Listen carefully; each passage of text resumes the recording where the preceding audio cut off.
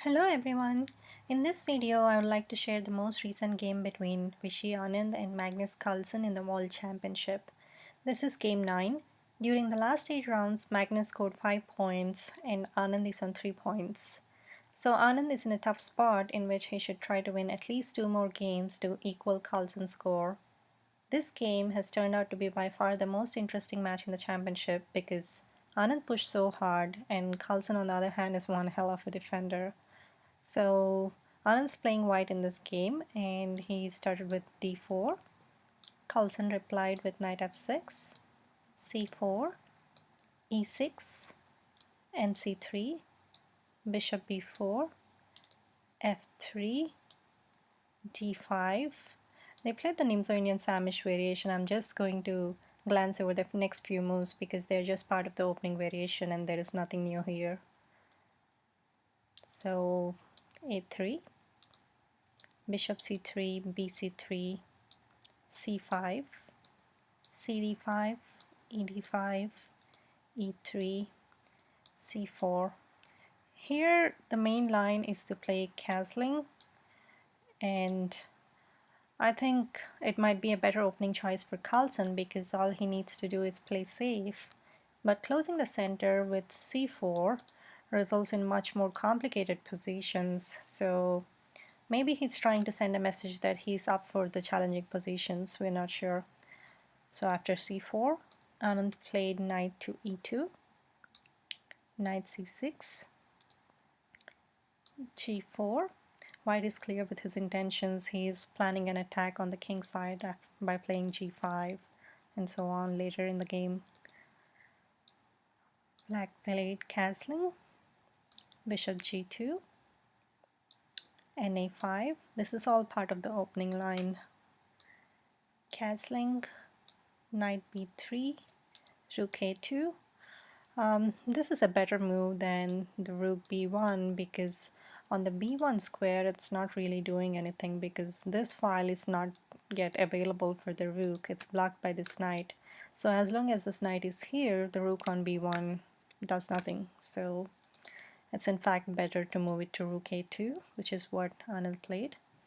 So for rook a2, Carlsen replied with b5. If black prefers piece play with queen a5, then white can play g5, knight d7, e4, and knight c1. After knight c1, queen c1, knight b6, maybe knight g3, knight a4, attacking this pawn, rook c2. There doesn't seem to be much that black can do here. The only counterplay he might have got along the queen side after b5 and b4 is not possible right now because this b4 is not supported. So I think this is not such a good plan compared to the b5 move that Carlsen played. So going back, here Carlsen played b5 and white replied with knight g3, a5. This is pretty much the drill in every counter-attacking positions. One person attacks on one side while the other person tries to take on the other side. So it's a pretty common thing to do in chess. White played g5, knight e8, e4. As soon as white plays e4, he plans to get the bishop out, maybe to f4 or e3.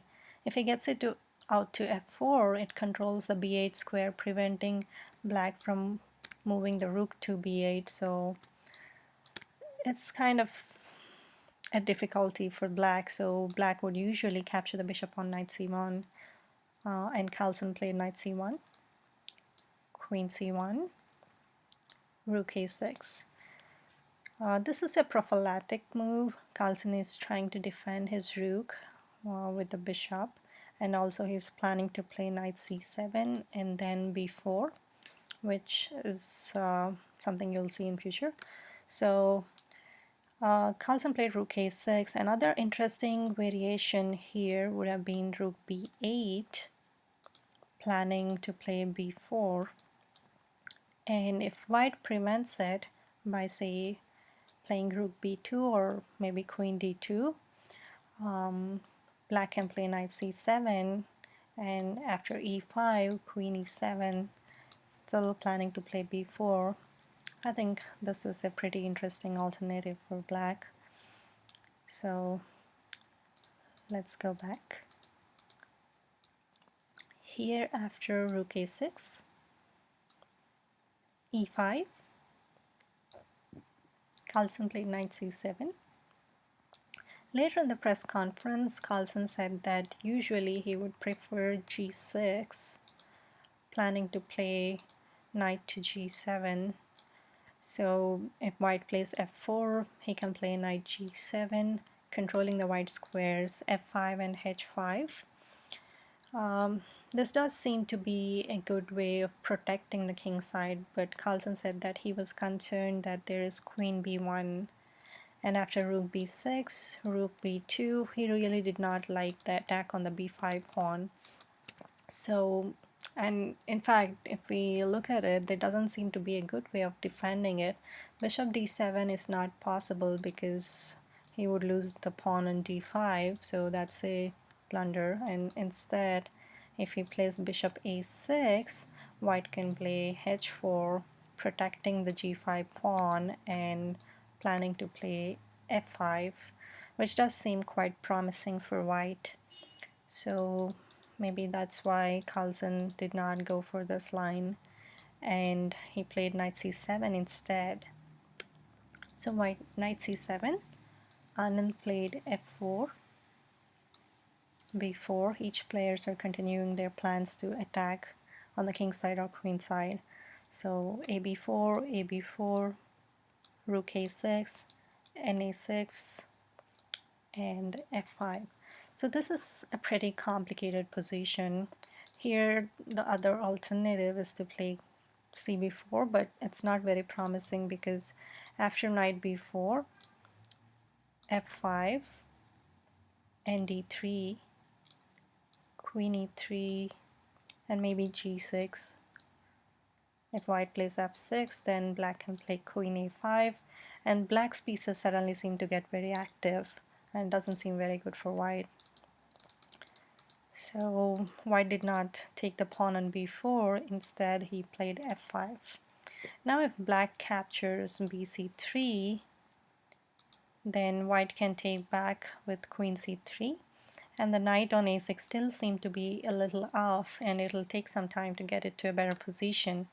So that might not be, something that Carlsen is looking for. And he played b3, which does seem quite like a strong move because this is a passed pawn and it's just 2 squares away from becoming a queen.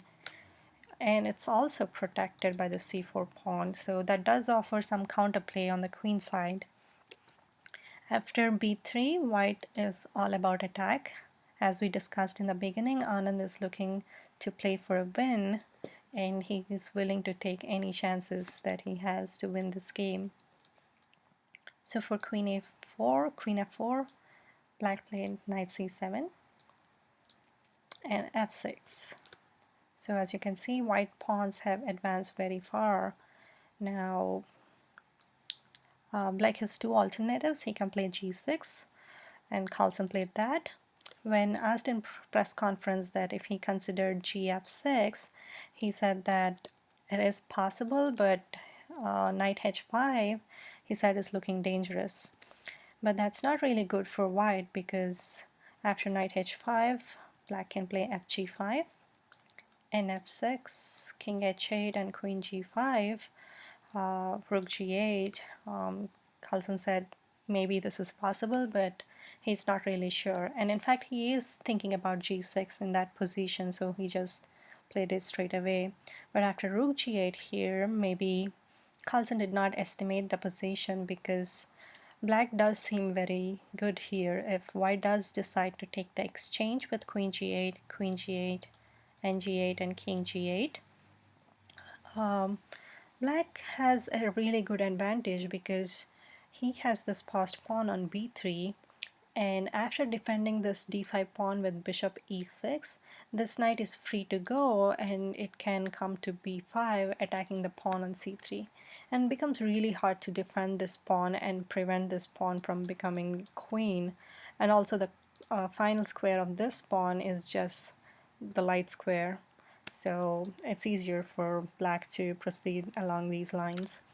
And black does have a winning advantage here, but in real games it's really hard to calculate this far and then estimate the position coming up with a very good move until this position. So here instead of gf6, and for gf6 anyways, instead of knight h5, white can play ef6, and the position is still unclear with lots of variations that are possible.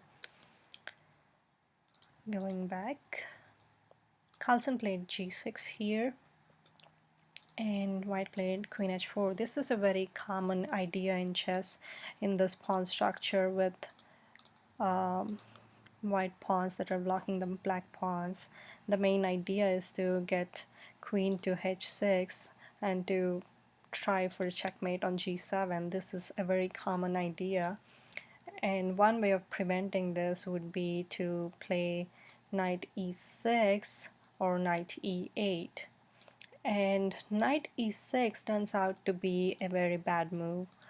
We'll see why. So if black plays knight e6, then queen h6, it gets really hard to defend on the king side, because after b2 there is rook f4, b1 queen, bishop f1, and white is really threatening to come to rook h4. And if you notice, black cannot capture the rook on f4 because there is this checkmate on g7 square, so this is not really possible. This knight is really blocked on e6, and now that white is planning to play a rook h4, there doesn't seem to be a very clear defense.